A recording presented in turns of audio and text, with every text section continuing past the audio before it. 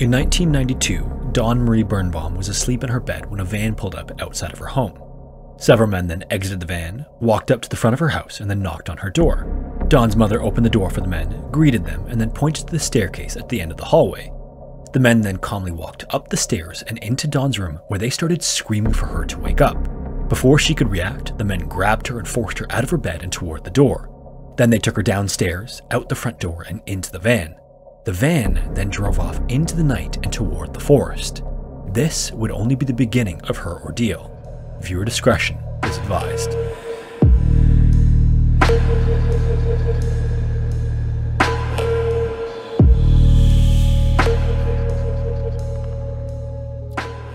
This video is going to be a little bit different. This is technically the story of Dawn Marie Birnbaum, but with the addition of a piece of the story that's normally completely glossed over when the story is told.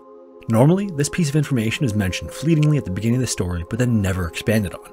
But not only could this information almost be a video on its own, it's also crucial to telling her story and how she ended up in the situation she was in. Originally from Gary, Indiana, she began to have issues at home during her teenage years that escalated all throughout high school. This rebelliousness eventually became too much for her mom to handle and caused her mom to start to look for alternative options to deal with her daughter's behavior. Her mom eventually stumbled on an advertisement for an alternative boarding school that seemed to offer the type of environment that was supposed to help troubled youth just like Dawn. She then made the necessary arrangements and set everything up with the school, who let her know that they would handle the rest. Now, this next part isn't entirely clear because little is known about Dawn's exact experience. However, there are several testimonials from former students about what this process was like. Based on these testimonials, it's thought that 2 or 3 staff members from this school arrived at Dawn's home sometime after midnight. Past students have said almost like an abduction or kidnapping, they would wake them up in the middle of the night and then force them into a van. The teenagers were then driven from their homes to a series of buildings out in the middle of rural Maine. During this drive, they weren't really told what was happening or why, but soon enough, they would all realize that the reality of the situation was much worse than they could have imagined. The school that Dawn had been brought to, and that many other students had the displeasure of being brought to, was called the Eland School. Founded by Joe Ritchie and Dr. Gerald Davidson back in 1974, it was supposed to be a different kind of school that used something called confrontational attack therapy to help students deal with their issues. The 2 men had founded the school because they wanted to provide an alternative to the existing juvenile justice system, which they felt was failing young people by not addressing the underlying issues that led them to engage in delinquent behavior. Joe had worked in different positions in the youth justice system, like being a parole officer and running a group home for youth offenders, and as he worked in the system, he began to feel let down by the way that rehabilitation was approached. To him, it seemed to rely too much on punishment and not enough on personalized treatment for the complicated needs of the troubled young people. Meanwhile, Gerald Davison was a psychologist who had experience working with troubled youth and was interested in using something known as the therapeutic community model of treatment. Together, they wanted to create a supportive atmosphere that would tackle the emotional and behavioral problems of its students. They planned to do this by using a combination of therapy, education, and structured daily routines. This all sounds great in theory, but in practice, within the walls of the school, the treatment took an entirely different turn. And it's unclear exactly when the Eland School took the sinister turn that it did, or if it was like that from the beginning. But one thing that was concerning right from the beginning was that it was incredibly isolated. You almost couldn't find a more secluded place if you tried. The only way to get there was by driving down a long, bumpy gravel road deep into the woods in Maine. This meant that the students at Eland were totally cut off from the outside world. This made it not only hard to escape, but it also made it hard for anyone else to find out what was really going on there. In addition to how remote it was, when you think of a boarding school, you might imagine something like a fancy dormitory with nice facilities, but Eland was nothing like that. Instead, it was a bunch of rundown trailers and buildings that looked like they'd been abandoned for years. A lot of the students who went there later said that it had a really creepy vibe to it. And when they first arrived, usually in the middle of the night, and saw what the place looked like, they were all super anxious. Although this also might have been due to the fact that they'd been essentially kidnapped from their homes and driven hundreds of miles away to a place that looked like a horror movie set. Unfortunately, this doesn't compare at all to what took place inside the school. From the day the students arrived, the extreme methods used by the school's administrators were forced upon them. Like, for example, the students were forced to participate in a staff-organized fight club. If this wasn't insane enough on its own, these fights were not fair at all. The fights were designed to humiliate one child who would be put up against at least 3 others. And almost no one was exempt from fighting either. Even students who followed the rules were still forced to fight. The staff justified it by saying this was for the greater good and part of the treatment program. Anyone who rebelled or tried to resist was thrown into an isolation room where they had to stay for up to months at a time. During the isolation, all they had to sleep on was a dirty mattress on the floor of this room. The mattress was also only brought to them at midnight, and they were woken up at exactly 7 a.m. every day. This was designed to slowly break their spirit and make them more compliant. The students were also forced to perform in a ritual called a general meeting, where the entire house of 60 or more boys and girls screamed at one child who stood behind a broomstick. Many times, the child was forcibly held up by 2 other students, so they had no choice but to accept the punishment. This was just another form of public shaming and humiliation employed by the school. And despite it being a school in name, very little actual learning took place there. Education was considered a privilege, but even those who earned the privilege were still robbed of a proper education. School was only from 7 p.m. to 11 p.m. with no homework, tests, or projects. For example, in math class, the students were only required to do a single page of work per week. This is obviously nothing compared to an actual high school. The other 12 hours of the day consist of constant conditioning and brainwashing. At first, the students rejected it, but over time, anyone who rebelled was slowly beaten down. They wouldn't be able to rise through the ranks of the program to earn more rights until they could prove themselves to be good candidates for more brainwashing. And then eventually, it became their responsibility to begin indoctrinating the newer residents. Students who hadn't earned their way up were labeled something called non-strengths and were not allowed to talk, interact, or communicate in any way with other non-strengths. It took a minimum of 6 months to earn the higher title of strength, and for some students, it took years to earn this title. Others never earned it during their entire stay. The Eland school also made money based on the amount of time it took for a student to graduate.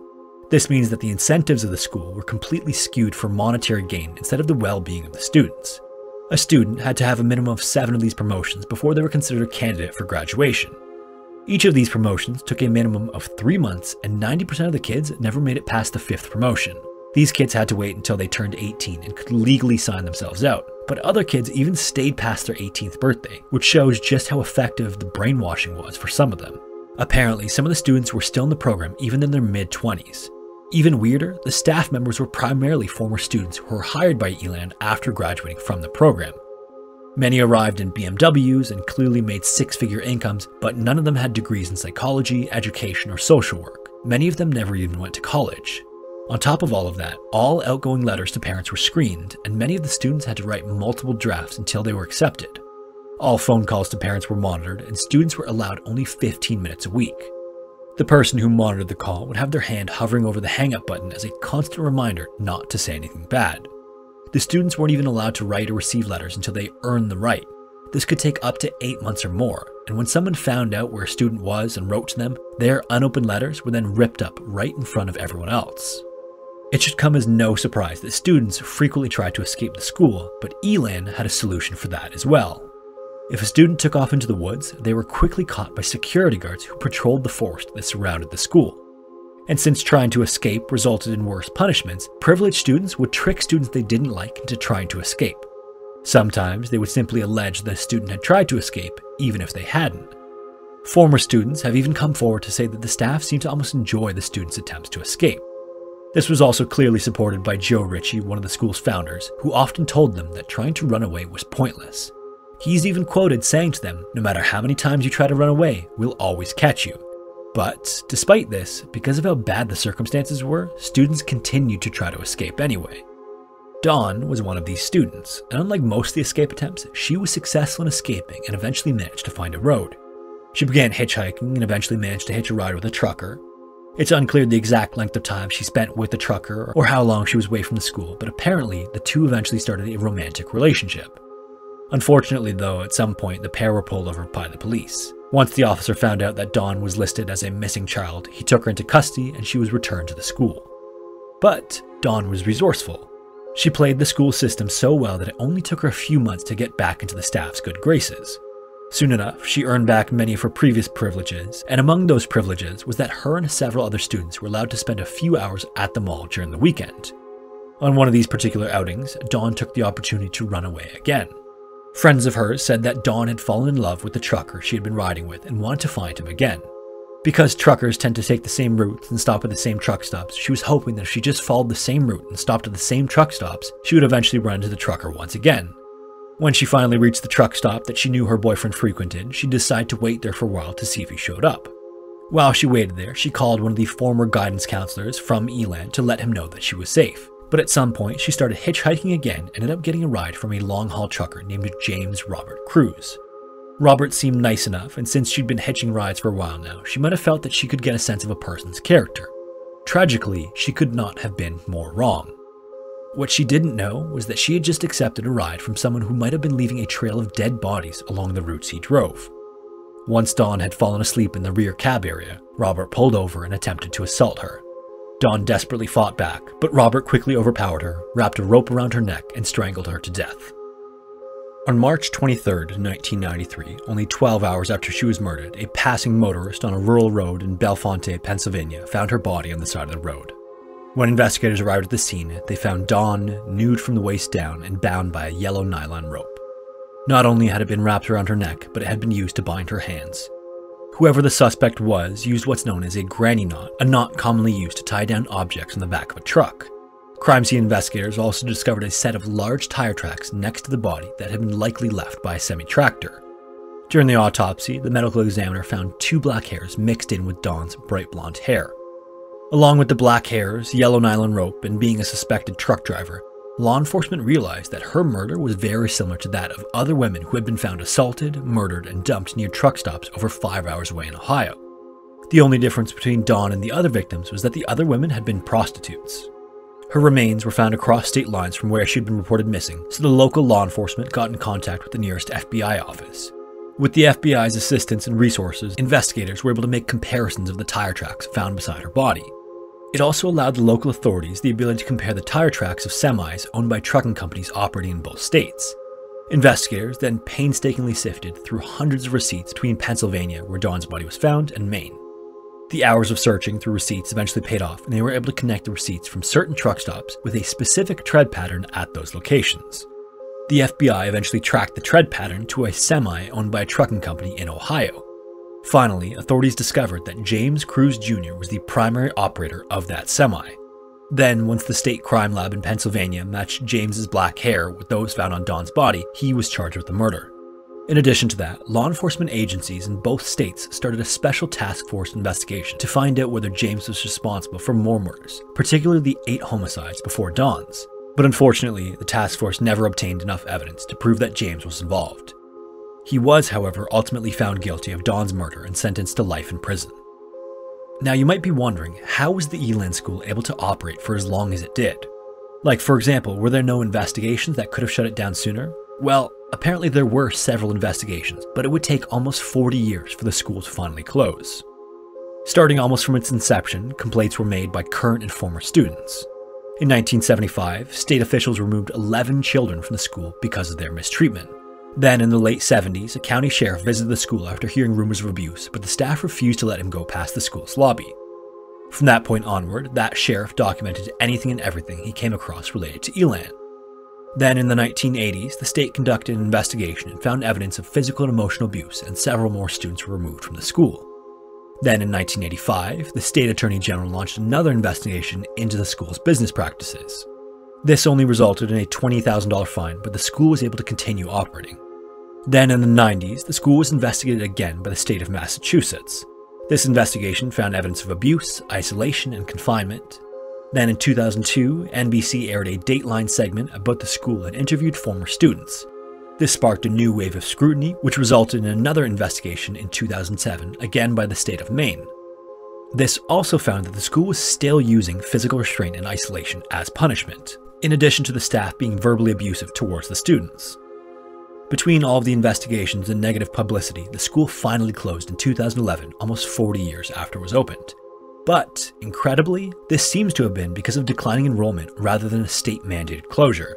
So in the end, it only closed because of the bad publicity it received, resulting in too few students paying to keep it open. And since its closure, there was even an investigation that was opened as recently as 2016. Apparently, following the revelations of what went on at the school, Maine State Police reopened a cold case into the death of one of the students at the school. This student died while fighting in the ring at the school back in 1982, but unfortunately, the case was eventually closed due to a lack of evidence. It's honestly astounding that the school was able to operate for as long as it did. Dawn isn't even the only publicized runaway either. In 1979, the same sheriff that was refused entry into the school received a call about a runaway. When the sheriff went to meet with the 16-year-old, the boy cried and begged the officer not to take him back to the school, and thankfully, he would let the boy go without taking him back. Tragically, Don was never given that opportunity. It's obviously impossible to say for certain, but it seems likely that what happened to Don could have been avoided.